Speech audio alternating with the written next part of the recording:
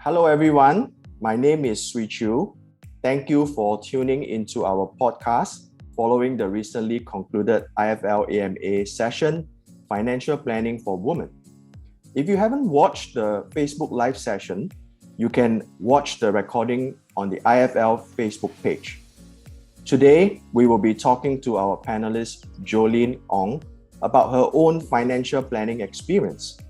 But please note that nothing in this podcast should be construed as financial advice and personal views of the presenter. Each circumstance is different. You are encouraged to talk to a licensed financial advisor or do your own due diligence. Now let's welcome Jolene. Hi, Jolene. Hey, hi, Suchu. Thank you very much. So greetings to all our listeners out there. Indeed, some of you may have watched our AMA session, and thank you for continuing to tune into this podcast as I share forth my personal experience. Perhaps just allow me to give a very quick introduction of myself.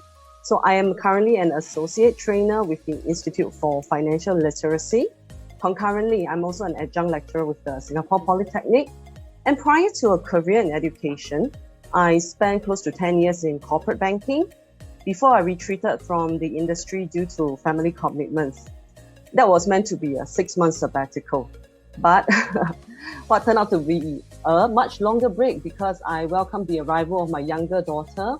And after a few years of being a stay-home mom, a door opened for me to be able to value add my knowledge and skill set in the area of financial literacy, as being a trainer and educator. Great. Thanks, Jolene, for sharing. Let's move on to the Q&A. The first question, can you share with our audience your financial planning journey before marriage and afterwards? What were the difference, Jolene? Certainly. So prior to marriage, I would say that the equation was a lot simpler. And my husband and I did discuss on what we want in life leading up to our marriage. So we discussed what are the various milestones. And to be honest, at that time, we actually focused more on the short-term financial goals. We talked about getting married, and of course, that would entail the wedding. We talked about marital home, and that came with a whole string of finances, like the renovation, the furnishing, and that was our discussion. But I must say, the fact that we were not living together yet means outside of our discussion, we were pretty much operating in silo where financial habits were concerned. And in fact, our differences in our spending habits, they were less apparent, right?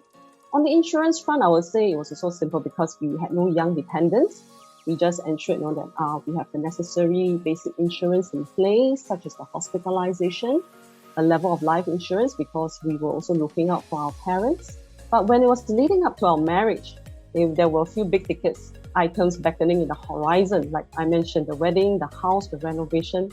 So we had to sit down and we had to discuss realistically what we would like to have and what we can afford.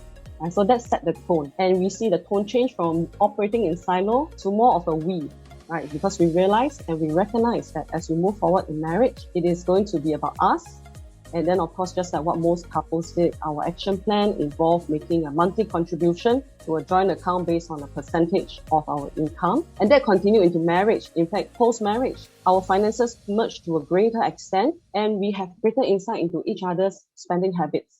So there was a period of time that we have to iron out the differences, come to a compromise before we could reach an equilibrium. Right? And to be honest, I make it sound so smooth, but the truth is, as all married couples would know, and there may be a few conflict here and there.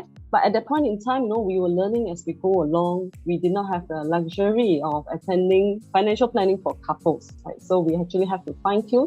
And at the end, if I may say, how did we come to an agreement is that we both discussed the outcome goal that we want. And what we then have to agree is, how do we want to get there? In recognizing that we both share the same end point, that smoothened things up quite a lot. Right? And then after that, it's a fine-tuning of methods. Our financial planning, of course, post-marriage also involved growing our assets together because we also talked about retirement planning. But I must be honest, at that time, we were both pretty young. The topic of legacy did not cross our minds until we actually had kids. So you see in different milestones in our marriage, different topics popped up. Thank you, Jolene.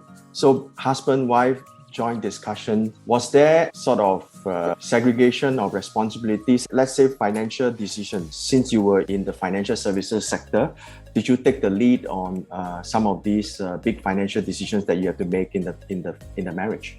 To be honest, once we have the joint account, we kept things very simple. We contributed a fixed amount to the joint account based on the percentage of our income. And where household expenses were concerned, then that will be taken out from the joint account. So that transparency also builds the accountability. And of course, subsequently, when it comes to big financial decisions, the change could possibly be between me stopping work and me still being in the workforce. While yes, it is true that I have been in the financial industry, but the fact is my husband is also quite a few years older than me. So he actually entered the workforce earlier and he had to confront such financial issues first. So I do give him due respect. And subsequently, when I started my career in banking, I was also able to value add on my insights, which he also appreciated and he also took into heed. Now that has always been the MO. When I left banking or when I left the workforce entirely, if I may say so, we had to rediscuss, okay, how are we going to work? What is our new MO going to be like? But I have to give my husband due credit here. And he said, even though he became the sole breadwinner, it doesn't mean that my opinions are not valid. If he continues to value my opinion, he recognized that we are actually equal partners, just contributing in different angles as well. But of course, him being the sole breadwinner, certain expenses, I also have to consult him. And I think it is only right because I do not want to take him for granted as well. Thank you, Jolene. I guess in your situation, you had a fulfilling career and then you took time off to look after children and then you came back part-time. I've heard of some women who, right from the very beginning, let's say in the very early stage of their marriage, took a step back to stay home to look after the kids and never came back to the workforce. To the extent that some people I've spoken to said, since they have no voice, no income contribution, they have no voice in the financial planning of the marriage, in the marriage. What would you say to this woman? In my personal circumstances, when I decided to take a step back, I was very much aware that I need to consult my husband, not so much because I need his permission, but because we are a joint unit. So when I spoke to my husband, he was supportive and he recognized, okay, we are doing this for our family. So it was a joint decision. So firstly, if there are any ladies out there, you are really contemplating taking a step back, my advice would be first, engage your husband. Okay, and to do that, it is because you want to really have a thorough understanding what is the family situation like. If I can put it very plainly, financially, is it sustainable on a single person's income? And if you were to make lifestyle changes, would that be agreeable to the family? And if you were even going to make the lifestyle changes, would that be sustainable? So getting that consensus is priority and primary to that. Then, of course, let's say you were to execute your plan, you were to be a stay-home mom, whether or not you have a voice, we cannot think that it is actually dependent on the income because husband and wife, we are both contributors. You may not be a financial contributor, but you are actually contributing in intangible ways.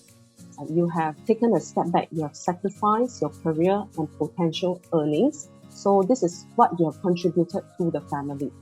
Therefore, it is a recognition of a step back and doing it for the family. And you continue to realize and be very mindful that you are still operating jointly. Now, there may be some decisions that we may have to hear from our husband because if they are the sole breadwinner, we also have to be very empathetic and the mental burden that is placed on them. And in general, in our society, I would say maybe men may be less expressive. They may also feel that it is their duty to shoulder the entire burden. So even when the going gets a bit tough, they will try to hold it in within themselves. Okay? But it may manifest in other areas in frustrations, which the spouse may then take it negatively to interpret it as, oh, okay, you're venting your anger because I am not an income contributor. You see me as the lesser spouse. Okay? So the communication is very key over here. But in summary, definitely no, you are not the lesser spouse. Okay? But the choice to take a step back has financial repercussions. So it is one that has to be contemplated jointly with the husband. and ensuring that the family can continue to be sustainable, all right, be it through cutting back on the lifestyle, be it, right, because the husband is in a financial position to continue to ensure not just the current needs are being met, but the future needs will also be met. Thank you, Jolene. Some very wise words indeed. Some people would say that women are natural care providers, firstly to their children when they are young, and then to their elderly parents. Do you agree? What sort of future planning do you have to make in each of these circumstances? What do you think, Jolene? All right, on the first point, whereby women are natural care providers, I should say in my case, it's true. And I dare say in the Asian context at least, it's also generally true. But there could be possibly a practical angle to it, because if you look at majority of homemakers, they are females. And homemakers to caregivers, there's also quite a little bit of transferable skill set over there. Plus, when we talk about caregiving, there may be some sensitive duties such as changing toileting. In that respect, it may be more appropriate for females to take on that role. So yes, in general, I think we do see it, that women, be it by nature or nurture, do become part of the caregivers, right? And like I mentioned, in my case, right, it is also true, right? So as to what sort of future planning that I have to make, like I mentioned earlier, the topic of legacy planning was really only discussed when we had kids. Prior to that, we were young. As most young people, we think we are at the top of the world. So that topic, what we know is a real topic. It's something that we had to contemplate. Somehow didn't make it to the top of our priority list. But after kids, right, the equation changed once more. So my husband and I actually, CPF nominations were put in place. LPA was discussed. We talked about the guardianship, right, of our children, and we actually put it into our will. So the kind of estate planning that we have to do. Now, even if we do not talk about all the way to estate planning, our future planning definitely will entail our own retirement care as well. So that fall under advanced care planning. We actually have to talk to each other. Of course, in this discussion, my husband and I assume that one party will actually outlive each other. And we know that the world is uncertain. There may be a chance, let's say, of a common disaster. So to be honest, we are still in the midst of discussing. Our children are a little bit young at the moment to really be our caregivers. So my husband and I, we are still discussing, is there a contingency plan that we can make? Very good. Thank you. You've been listening to Jolene, and thanks for her sharing. We have come to the end of our podcast. This is a podcast on financial planning for women, brought to you by IFL, a collaboration between Money Sense and Singapore Polytechnic. IFL provides free and unbiased financial education to members of the public. You can follow or like us on social media platforms like Facebook, Instagram, Telegram, or visit our website at ifl.org.sg. Stay tuned for our next podcast.